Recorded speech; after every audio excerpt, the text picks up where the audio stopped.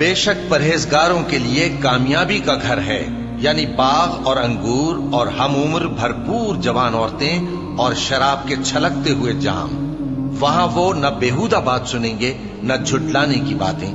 اے نبی صلی اللہ علیہ وآلہ وسلم، یہ تمہارے پروردگار کی طرف سے صلہ ہوگا جو حساب کے مطابق انعام ہوگا۔ وہ پروردگار کہ جو کچھ آسمانوں اور زمین میں اور جو ان دونوں کے درمیان ہے سب کا مالک ہے، بڑا مہربان ہے، کسی کو اس سے بات کرنے کا یارہ نہ ہوگا۔ جس دن جبریل امین اور دوسرے فرشتے صف باندھ کر کھڑے ہوں گے تو کوئی بول نہ سکے گا مگر جس کو رحمان اجازت بخشے، اور وہ بات بھی درست ہی کہے۔ یہ دن برحق ہے، بس جو شخص چاہے اپنے پروردگار کے پاس ٹھکانہ بنا لے۔ ہم نے تم کو عذاب سے جو قریب آنے والا ہے آگاہ کر دیا ہے، جس دن ہر شخص ان اعمال کو جو اس نے آگے بھیجے ہوں گے دیکھ لے گا، اور کافر کہے گا کہ اے کاش میں مٹی ہوتا۔